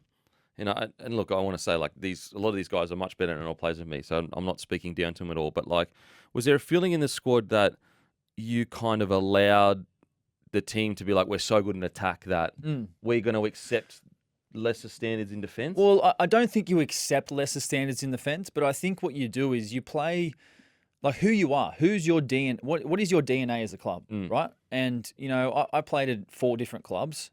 Every club I played at had a different DNA of who they were. Like I played my last year at the Roosters where I only played half a dozen games and I knew that I was a backup and this and that. But I understood the DNA of who they were. They were physical. They wanted to take you on through the middle. Defensively, they were like wanted to bash you. Yep. Could I say that those 3 traits of the DNA of the Roosters were the same as the Cowboys? No way. No way did we train the same sort of physicality or the DNA of taking teams on through the middle, etc. And I definitely agree with you with the fact that, at the Cows, attack was a big focus for us. When I was there, this was obviously 2 years ago, when I was there. But there's no doubt teams have different DNAs of who they are, the things they prioritize, the things they focus. I mean, every coach would like to say they're a defensive coach, right? Yeah, of course. But some teams just... It's not the way that they play. Their personnel, it's not who they are. Like you look at the Dolphins. Are they a defensive team or are they an attacking team? Right now, absolutely. But not. if you ask Christian Wolf, mate, are you a defensive orientated coach or are you an attacking orientated coach? What's he going to say? Yeah, he's going to say, defense, 100%. Yeah, 100%. Yeah. And is it okay for him to say, mate, I love attack. I do love attack. I want to be the best attacking team in the comp. Yeah. And it's almost like it's taboo for people to say that. It's like it's okay to do that. In the modern game where there's more points getting scored now than ever before. Right? Do you think though that there's so much evidence that defense wins games? Yeah. 100%. So it's kind of almost like But you need to play to your personnel. Who do you have in your team? See, that's where I feel like the Cowboys recruited and went down that path too hard. Yeah. I think Wayne Bennett is a really good example of balancing rosters. Yep. And I think with the Cowboys, it was too much of the young guys we choose and the players we select. It's how good are they in attack rather than I'm picking the best defensive side, sprinkling in guys like Drinky. Yeah. Because, like, I think a guy like Drinky, the team should be so good in defense that he's allowed to have that shortcoming, if you know what I mean, because he's so good in attack. Well, It's kind of like Reece Walsh to a degree. He's constantly 20 try assists, 20 plus line break assists every season. You know he's the key to their attack, right? But defensively, they all need to get their job done, Drinky included at the back, right? I think fans are getting to that stage where they want to see him, put some improvement into his defensive area of his game. So I think those comments are warranted. Hey, let's move into the Sunrise Local Stores rising star in this one. Tom Chester, he played his first game in Las Vegas after 609 days out, back-to-back long-term injuries. He scored a try last week, 12 runs, 132 metres, 3 tackle breaks and an offload. Great to see him playing some consistent footy. Yeah, so absolutely. far. I mean, the beautiful thing for the Cowboys is talent has never been an issue. And they've got such a big catchment up there, North Queensland, right? Mackay up to Cairns, and their fans travel so far to watch games. It'll be one to watch tomorrow. The All Queensland Derby for the Cowboys. Crazy, the two little brothers are fighting it out. The two little brothers. It's like really cute. I love that. It's cute. I love Go that. at each other, boys. Break it up. Well, someone's going to be 0-3, right? Someone's going to be 0-3. The Queensland Derby. Don't forget, you can text the show anytime 0457 736 736 or call us 1300 01 1170. This is Saturday League Kickoff with Chad Townsend and Denan Kemp coming to you live across the SEN network and on Fox League. An odds update brought to you by PointsBet. What's gambling really costing you? Woodsy here from PointsBet, and it's today's same game multi, and I'm going to start with the Cronulla Sharks taking on the Dolphins down in the Sutherland Shire. Look, the Sharks, very disappointing last week against the red-hot Panthers side, but they're the ones that you got to go up against to be the back end of the year to win the competition. Dolphins, they did get their first win of the season last year to a perfect hammer, so it's Tabiao Fado off the bell, taking the ball in the air and winning that game. But this one, I'm going to go Sharks -6.5. I love them playing back at home. I'm going to go in the overs, 52.5. I think it's going to be a high-scoring game. We know the Dolphins love to score some points, and this man copped a little bit of criticism. He couldn't stand up in the big game, but I reckon Nico Hines is going to have a blinder, so I'm going to have him as anytime try scorer. We've got $7.64 thanks to PointsBet. And in the later game tonight, we've got the Rabbitohs taking on the West Tigers up at Gosford. And look, geez, weren't the Tigers outstanding last week? I love the performance they come out. The attack was unbelievable. So I'm going to go overs in this game in 50.5 because we know, especially that left edge of South Sydney, how dangerous it is. And our West Tigers with the start of 4.5. And I love this man. He benefited from the 6-man bench last week. Jarrell Skelton come in for Taylor May, who hurt his shoulder for an anytime try scorer. And our odds there are $5.11. Thank you, PointsBet. What's gambling really costing you? For free and confidential support, visit gamblinghelponline.org.au.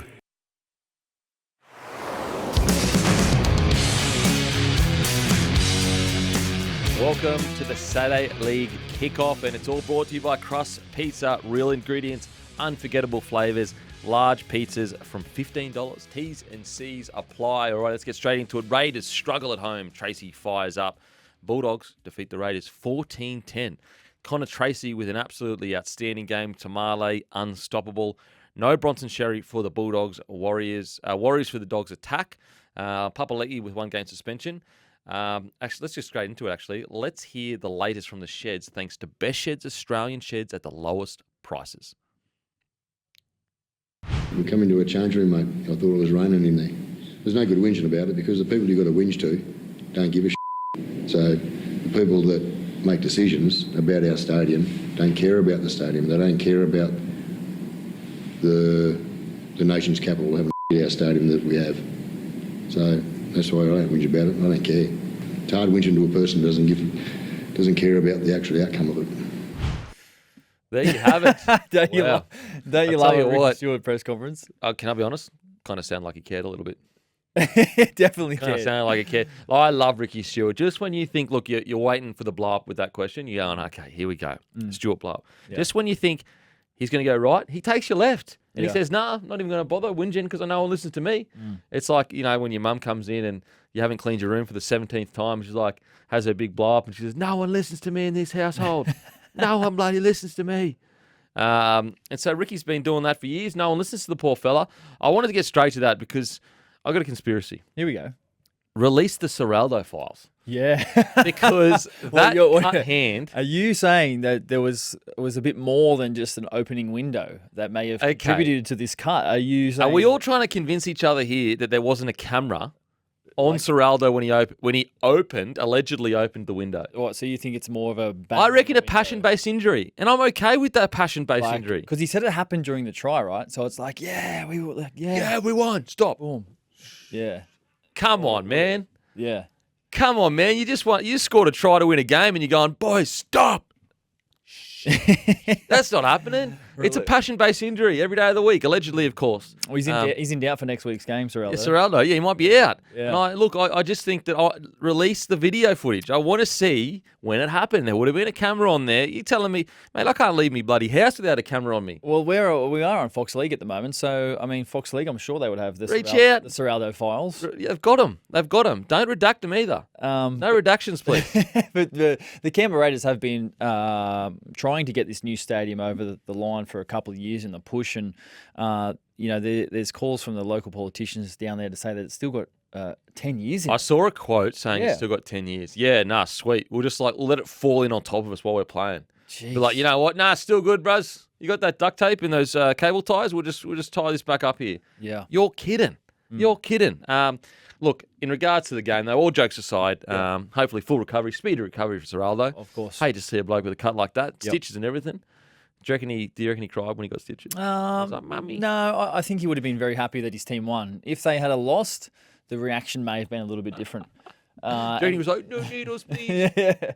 No, he was a tough bugger back in the day. He actually was. Mate, I tell you what, I seen him in Vegas. He is big. He's a big boy. He is big. Yeah, he used to be a wide-running edge back rower. I'll tell you something about Serraldo, and this is obviously we're bantering a little bit here, guys. Absolute legend. So we're in Vegas. I'm telling you, to get head coaches interviewed, it is almost impossible. For me to get Wayne or Bellyache or even just other coaches, just to even get near them to interview them. And I've been in the game obviously for a while now. Yep. Serraldo at Vegas came behind where he didn't need to come, and there was all content creators there. He went up to every single content creator and gave them whatever they wanted. Didn't ask who's this, who are you with, what's the questions, nothing. Just boom, boom, boom. And this was after there's plenty to talk about, obviously, with the doggies. And so I just want to give Serraldo his raps. There's very rare ever where coaches are usually in the back, surrounded by 20 people. He was out there, and so I just want to give him raps for that because he was really, really good to work with. And I haven't seen a coach do that. And look, I've got to say, what the systems they have defensively, the standards they have defensively look, I was about to say second to none. Obviously, the Panthers are number one at the moment. But over the last 12 to 14 months, are nothing short of incredible. What the Dogs are doing right now defensively is absolutely outstanding. And they are truly evidence that defense can win games. Attacking-wise, I've got a lot of questions. I think that they're in a really tough spot. A lot of people have been quite negative about these tough choices they've made about moving people on. I understand why they've done it. I am a fan of... Look, I don't know the ins and outs of how it happened, so I can't comment on that. But I'm a fan. If you just take the human side out of it and you're talking purely about how do we get to a premiership, I'm a fan of them being proactive in getting to that point. I think a lot of clubs and a lot of coaches wouldn't have the guts to go, think about how many rookie coaches would get in the top 8 and be like, okay, we've steadied the ship here, we're all good. Yeah. There's no way they move players on to try go, no, we're not about top 8s. We're not about top 4s. We're trying to build a dynasty. Yep. And I think the Bulldogs deserve credit for that. However, all that out of the way, their attack absolutely needs so much work. Galvin, he's a 6. He's not a 7. Maybe one day he will be, but right now I think he's quite a ways off in it. He's in this weird spot where, number 7's job usually is to create space for your 6. Your 6 is your tip of the spear. Yep. And that's not happening at the moment. Right now you've got Galvin kind of trying to create space for Burton. Burton, on the other hand, I want to be clear, he hasn't been bad the last couple of years. He's been solid and at times good. But last year, he had 4 try assists. Well, they're the questions that I have for Matty Burton is his creativity, right? We know the long kicking game Great running game too. is elite.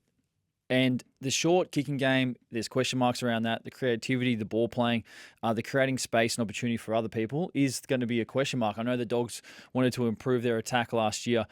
Just quickly on your sentiments around Serraldo, I definitely agree with him. I think he's done a fantastic job so far, and to give some people his time, I thought it's fantastic. But the Dogs, defensively, the keys for them are their line speed, so impressive. Yep. The kick chase, so impressive. And obviously, he's not afraid to make big calls, and that probably moves us on to Bronson Cherry, right? Obviously made a call throughout the week to drop Bronson Cherry from the team, and, he was obviously, the reaction from Bronson Cherry was probably not, what we would have seen, and we'll get into it. But let's hear what Cameron Serraldo had to say on Bronson Cherry. It was disappointing. There's a clear sign written on the wall well before I got here about club first, team second and individual third, and that sign will be here a long time after we're all gone. There's plenty of people in the NRL that have reactions that they regret, and Bronson might have had one of those moments. We love him. We didn't like his reaction to start with, but we're here to support him. Can I be honest? Yes, definitely. The Bulldogs are like the CIA. I don't know what's going on. Am I getting psyoped? Like what? Like he got dropped for form, but not really. It's for preparation. Well, we don't know what happens inside the four walls. Well, right? but they've said, like, Serraldo was quoted saying there was some preparation stuff. Yeah. And then he might not be watching his video. He might not be doing his preparation. He might. I mean, I'm just speculating, right? I don't actually know, but it's like he makes a decision for a reason, right? If you give him a reason to make a decision, he will potentially take it. Oh yeah, like what I'm saying is that, like, is it because he's not in the best 17 in preparation, or is it because there's other things going on? Burton getting moved to centre, yeah, or like he's on 500k, Critter's on 800k. They can't afford to have a 500k and an 800k centre. Critter's probably looking for an upgrade. You know what I mean? Yeah. Like, I think with the Dogs, like, and Gus, he's the master of it. Yeah. That's why I feel like, am I getting psyoped right now? Like, there's all these confusing storylines. Like, it just all doesn't really add up. Like, and then there was a talk about he wasn't going to get offered a contract after 27. Yep. But then Serraldo said, I'm not aware of that. But if that is the case, and let's say he was told you won't be offered an extension. Yep. He's clearly getting positioned to get pushed out. Yeah. You don't tell a player this far away from the end of his contract, you're not getting a contract unless you're saying to him basically, mate, we want you to leave. Yeah, and that's if it is true that happened. I don't know if it did. But again, that's why I'm getting psyoped. I don't know what's going on. And that's the thing, right? Because obviously for Cameron Serraldo to say he wasn't aware of that, those reports may have come from somewhere else. I want to ask you, Kempy, I mean, getting dropped is a part of our game, right? As professional sportsmen who play in teams, what do you think, or Bronson Cherry, what should have been his reaction, or the best reaction for Bronson Cherry at this stage of his career? Mate, I am shocked beyond belief that a guy that just spent that many years out of the games understands resilience, understands pushing through things, understands life doesn't go your way sometimes. The first sign of getting dropped is going to ask for like that's unheard of for me. I've never been in a roster. Yeah. Unless there's, again, this is the confusion bit. Unless there is so much more to this that we don't know. Like, I've never been in a roster where a player's got dropped and within days of getting dropped, he's already saying, I might ask for release. Has that ever happened with you? Yeah, no, it's within days. It's crazy. In reserve grade for a month, of course. That happens all the time. Yeah, definitely. But within days of the first, usually what happens is they drop their lip, they sook for a couple of days, all the boys get around him, and then they go, you know what, I'm going to work my backside back into the side. That's what usually happens. Yeah, and show us what you need to do. Good words from Kempy there. Last chance to text in 0457 736 736. This is Saturday League Kickoff, back shortly.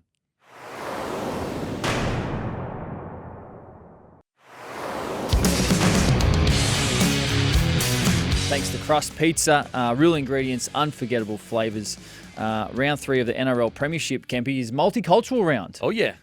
There are 66 national heritages represented across the current NRL and NRLW playing squads. 27% of current NRL players were born overseas. Over 2/3, 68% of the current NRL players have had at least one grandparent born overseas. And in Community Rugby League, there are 230 total national heritages represented across Club Rugby League. So, what's your heritage, mate? Well, my grandmother is Kiwi. So everyone else. You're eligible for the Kiwis. I am eligible. A little bit of a John Dory, actually. When I was young, when I moved to the Warriors, the end of 2013, I got asked to play. Was I interested for the Kiwis? And I was like, no, I can't. I'm born in Sydney. You can't do the haka? I've done the haka. You've done the haka? I've done the haka. Is there any footage of that? No footage. Get the footage. I've sung I know the New Zealand national anthem. Not all of it, but Wow.